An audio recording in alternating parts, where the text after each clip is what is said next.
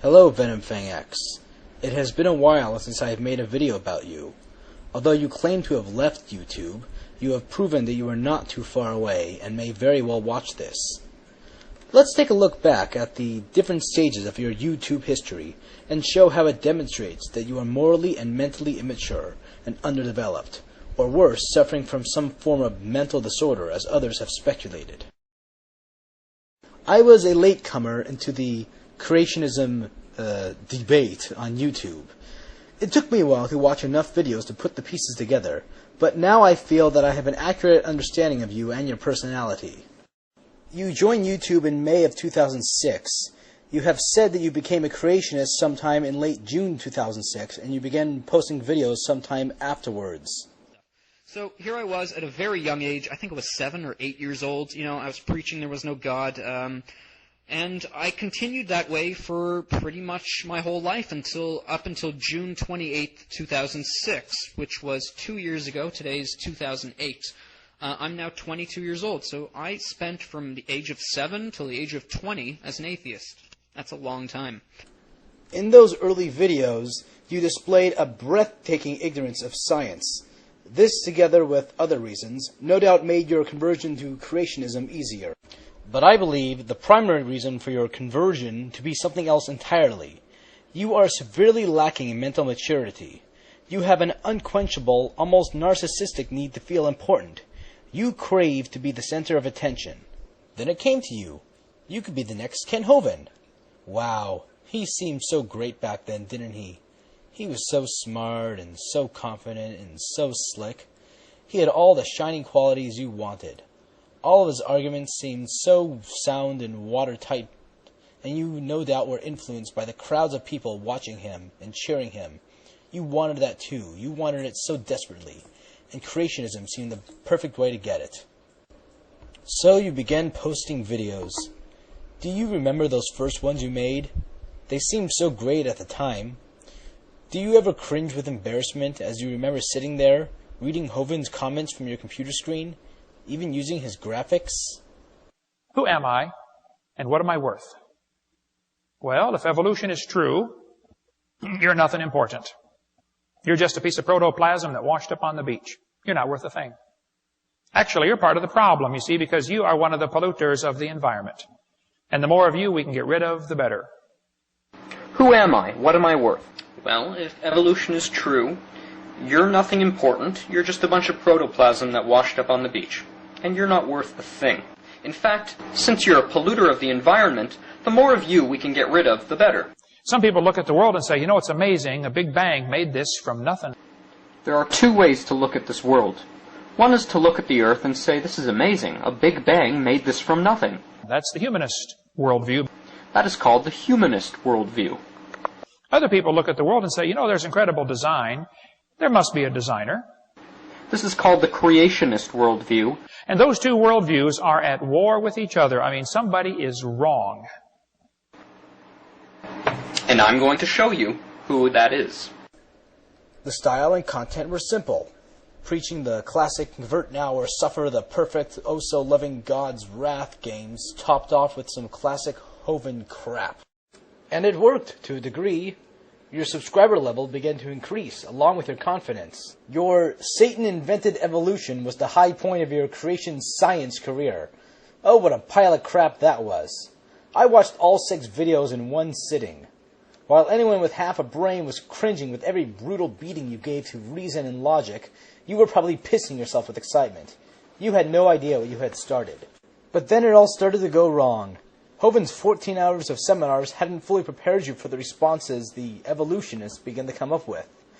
You were getting comments you could not defend. You weren't expecting smart atheists. Oh, heavens no. It all seemed so easy when you watched those seminars. You failed to realize that Hovind's audience was full of sympathetic, bobble-headed supporters and never even attempted to look at opposing sources. So what did you do? You acted like an ill-tempered child and did what all good creationists do. You disabled the ratings, filtered the comments, and blocked the users who disagree with you, censoring all opposition. You convinced yourself that these detractors were acting under satanic influences, and that way you could stay comfortably within your delusional bubble, both mentally and physically. I understood why you did it. It must have been very distressing for you. You came to YouTube thinking you could finally do something that would make you feel good about yourself. But instead, your confidence was shaken. Still determined, and with the same adolescent petulance, you continued making impudent videos, much to our amusement, until your greatest detractor made his debut. When I claim that there was a worldwide flood, I get laughed at. I get laughed at. I get laughed at. But this planet is covered 3/4 in water. If the planet flooded, like the Bible says, the Grand Canyon could have been formed in about 5 minutes. This is a geographical map of the United States. This is the Grand Canyon. The Grand Canyon is about 300 miles long. In order to travel from one end of the canyon to the other in 5 minutes, it is required that you would be traveling at about 5 to 6 times the speed of sound. Oh, what to do! He was making thousands of people aware of you with his Why Do People Laugh at Creationist series, and you knew there was no way you could refute any of it. I bet you rewatched all of those 2-hour-long Hovind seminars, desperately trying to find something to combat him with. But alas, there was nothing to help you. Then another spastic idea hits you. I've done a lot of debates, over 92 debates now I've done at universities. One here at UT Knoxville against Dr. Pigliucci. Debated him twice. I'll be glad to do it again. I don't think he will, but I'll be honored, you know. The guys I debate are a lot smarter than I am. But I slaughter them because I'm right and they're wrong. You know, it's real simple. Real simple. A live debate. It seemed to work for Hovind quite well. Surely there was some rhetoric and fallacious reasoning you could use to make Thunderfoot look foolish. So, determined to redeem yourself to yourself, you sent the message to Thunderfoot inviting him to debate you. You probably thought Thunderfoot would readily agree to this, figuring he felt so superior to you that he might find such a venture amusing. However, you underestimated him, and instead you got this. Dear VenomFangX, thank you for the invitation for a debate. However, in an act of what I can only describe as creationist competence, you seem to have forgotten that I am on your blocked list, meaning that I cannot reply to your invitation. Under these circumstances, I hope you will entertain this open letter. I find the actions of inviting one of the thousands on your blocked list to a debate contradictory, and this inevitably draws a moral question mark over your motives. Why the change of heart? What are your intentions? I believe I answered Thunderfoot's question. You were just trying another Hovind tactic. But Thunderfoot surprised you. He was supposed to jump at the chance to debate you. Instead, you got dragged through your own mental feces yet again. You did not want to admit it, and you tried to spin the situation and lie yet again. You asked, I'm paraphrasing, you didn't exactly say this, you said, why should someone of your intellectual prowess talk to someone like me, who, quite frankly, is not as educated as you? However, if you seriously desire an interchange on the subject, then I invite you to get the ball rolling by making a video stating exactly and concisely why you think you are the first scientific illiterate in the entire of history to have some sublime insight into the functioning and structure of the universe.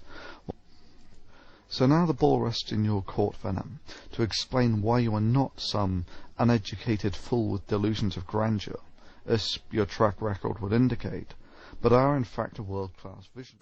Thunderfoot was making you take a serious look at yourself and giving you pause to consider the reason you came to YouTube. Your arguments weren't new. Hell, even you knew that. You even copied Hovind's sense of humor. Entire galaxies, billions of stars spinning in the opposite direction. Well, if the Big Bang Theory is true, that's impossible. So, why are they spinning in the opposite direction? I'll tell you why. God created the heavens and the earth, and the reason he did that was to make the Big Bang Theory look stupid. I said, sir, it's real simple. You see, in the beginning, God created the heaven and the earth, and God did it that way on purpose just to make the Big Bang Theory look stupid.